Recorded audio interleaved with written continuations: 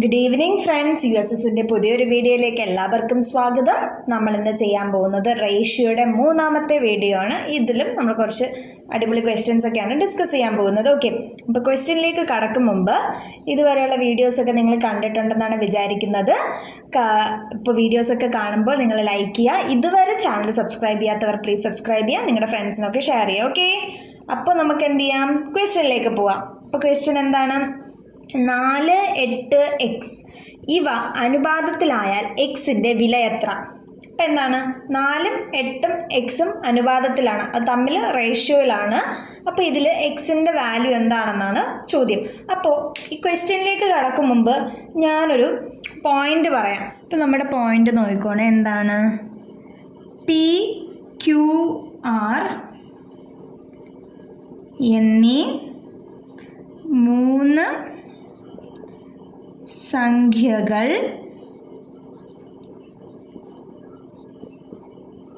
അനുപാതത്തിൽ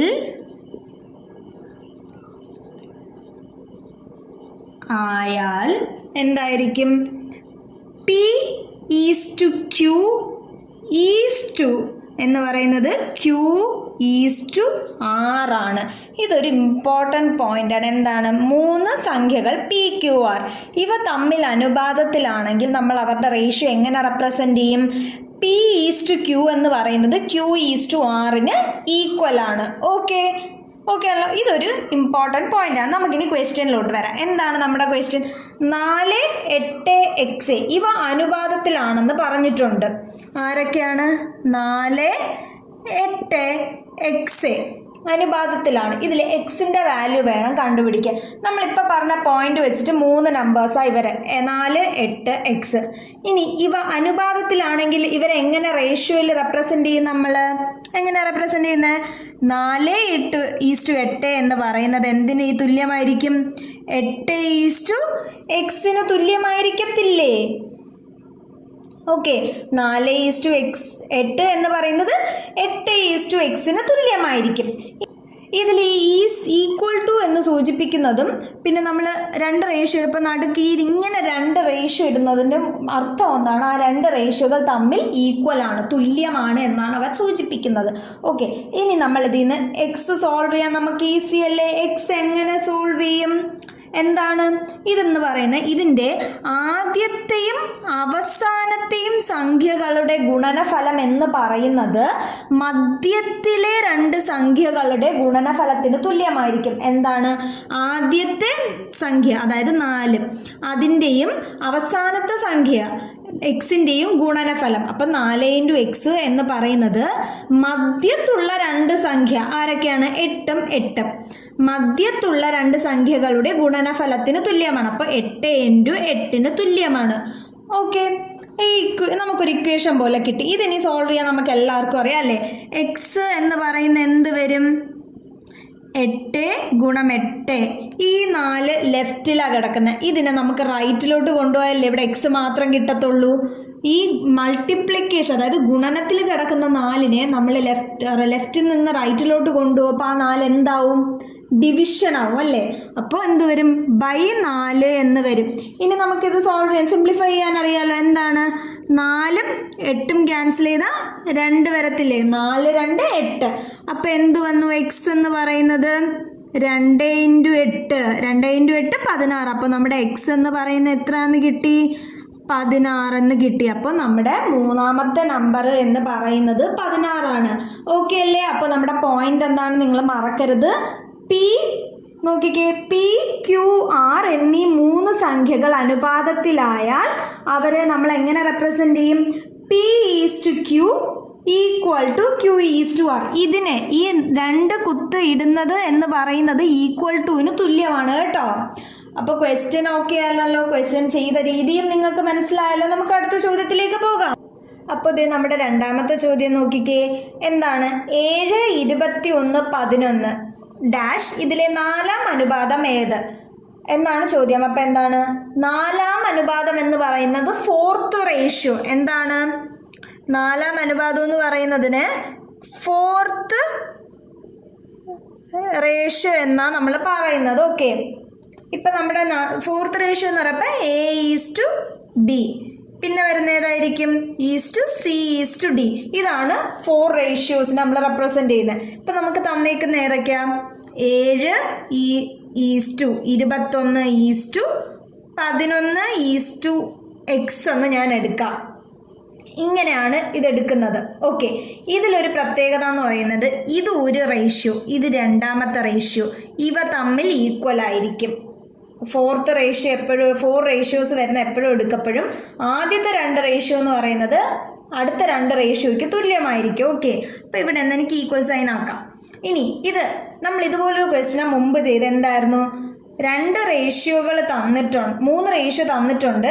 4ാമത്തെ റേഷ്യോ നമ്മൾ കണ്ടുപിടിക്കണമെങ്കിൽ എന്ത് ചെയ്യും? ആദ്യത്തെ സംഖ്യയുടെയും അവസാനത്തെ സംഖ്യയുടെയും ഗുണനഫലം എന്ന് പറയുന്നത്, ആദ്യത്തെ സംഖ്യ 7 അവസാനത്തെ സംഖ്യ എക്സ് എന്ന് പറയുന്നത് എന്താണ്? മധ്യത്ത് വരുന്ന 2 സംഖ്യ. അപ്പം ഏതാ?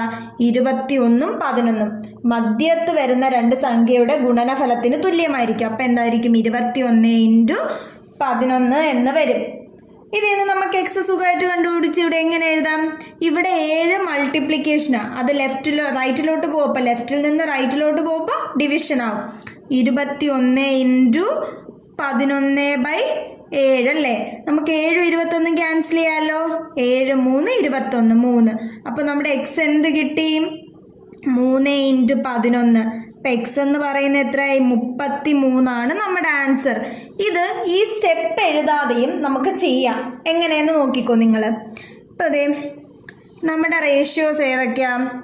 7 ഈസ് ടു 21ഉം 11 ഈസ് ടു എക്സ് ആണെന്ന് ഞാൻ എടുത്തു.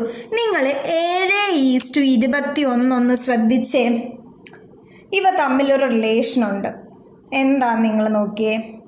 7ന്റെ 3 മടങ്ങല്ലേ 21 എന്ന് പറയുന്നത്.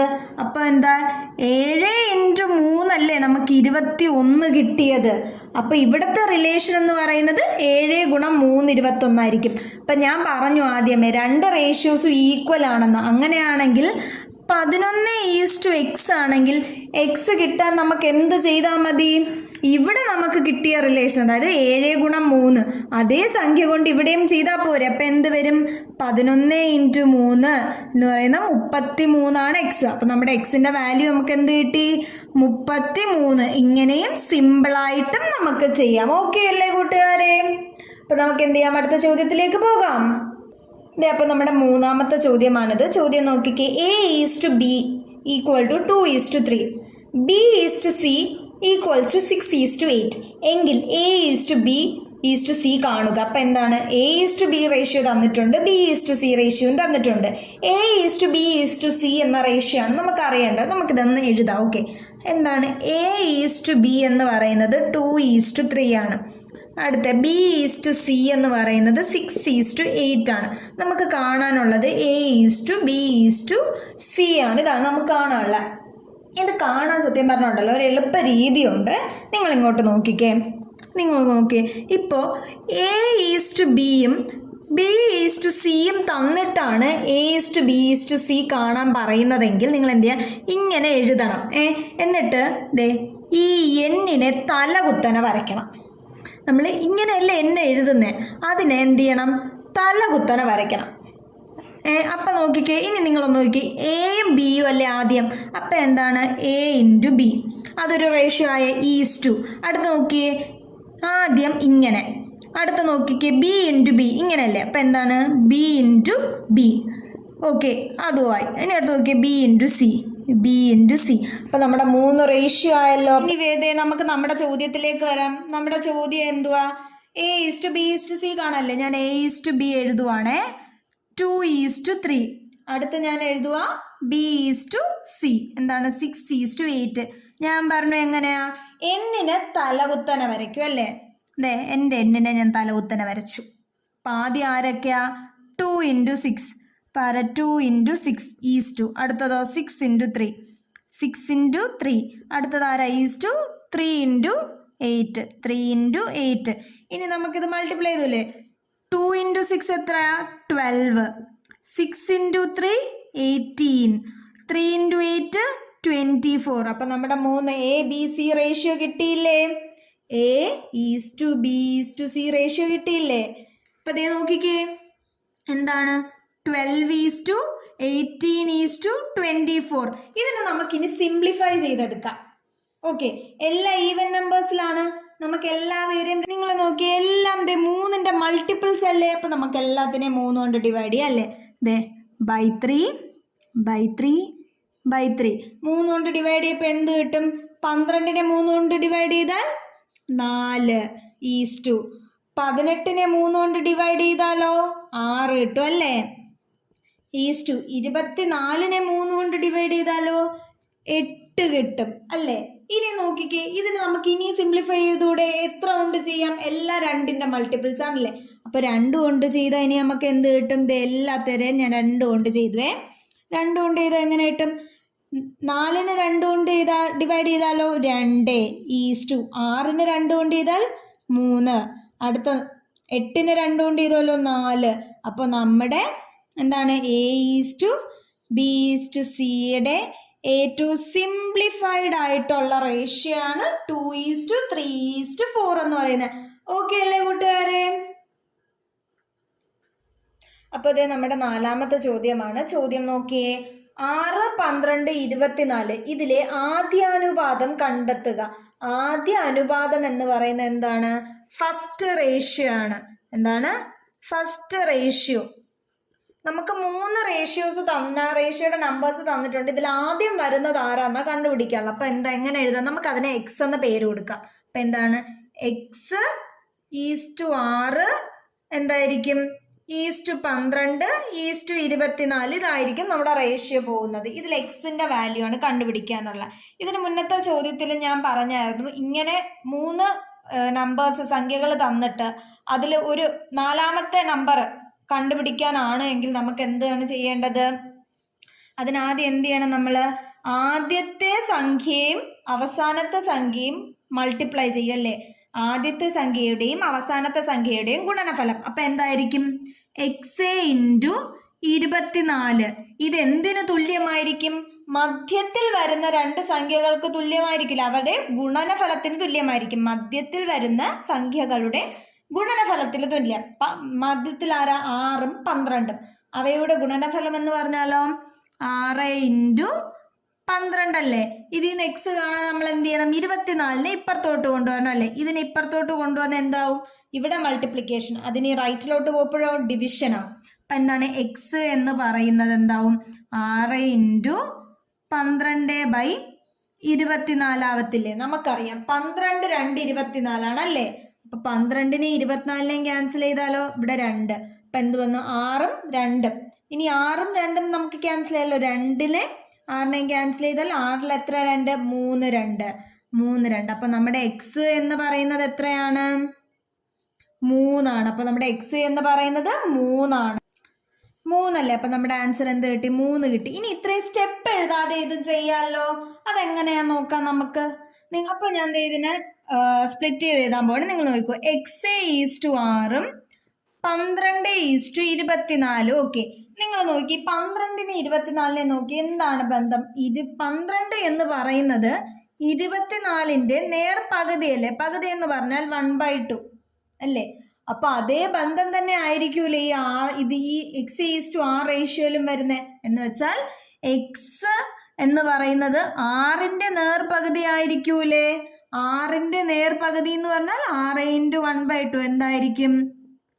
3 അല്ലേ. 6ന്റെ നേർപകുതി 3. അപ്പോ എക്സ് എന്ന് പറയുന്നത് 6ന്റെ നേർപകുതി. അപ്പൊ നമ്മുടെ എക്സിന്റെ വാല്യൂ എന്തെന്ന് നമുക്ക് കിട്ടി? 3 എന്ന് നമുക്ക് ഇത്രയും സിമ്പിൾ ആയിട്ടും കിട്ടി. ഇത്രയും സ്റ്റെപ്പ് ചെയ്യുന്നതിന് പകരം ഇങ്ങനെ ചെയ്താലും മതി. ഓക്കെ അല്ലേ കൂട്ടുകാരെ? അപ്പൊ ഇന്നത്തെ റേഷ്യോയുടെ ക്വസ്റ്റ്യൻസ് ഒക്കെ ചെയ്തേക്കുന്ന രീതി നിങ്ങൾക്ക് മനസ്സിലായെന്ന് പറഞ്ഞു. ഇന്ന് നമ്മളൊരു 2 പോയിന്റ്സ് ആണ് ഇതിൽ പഠിച്ചത്. PQR എന്നീ 3 സംഖ്യകൾ അനുപാതത്തിലായാൽ അവ നമ്മൾ എങ്ങനെ റേഷ്യോയിൽ എക്സ്പ്രസ് ചെയ്യും? P:Q = Q:R ആണ്. അത് ഒരു പോയിന്റ്. രണ്ടാമത്തെ പോയിന്റ് എന്താണ്? 3 സംഖ്യകൾ നമുക്ക് തന്നിട്ടുണ്ട്. നാലാമത്തെ സംഖ്യ കണ്ടുപിടിക്കണം. ആൻഡ് ഈ 4 നമ്പേഴ്സും അനുപാതത്തിലാണെങ്കിൽ നമ്മൾ എങ്ങനെ കണ്ടുപിടിക്കും? ആദ്യത്തിൻ്റെയും അവസാനത്തെ സംഖ്യയുടെയും ഗുണനഫലം എന്ന് പറയുന്നത് മധ്യത്തിൽ വരുന്ന 2 സംഖ്യയുടെ ഗുണനഫലത്തിന് തുല്യമായിരിക്കും. ഓക്കെ അല്ലേ കൂട്ടുകാരെ? അപ്പം നമുക്ക് ഇതുപോലത്തെ അടിപൊളി ചോദ്യമൊക്കെ ആയിട്ട് അടുത്ത വീഡിയോയിൽ കാണാം. Tata, bye bye.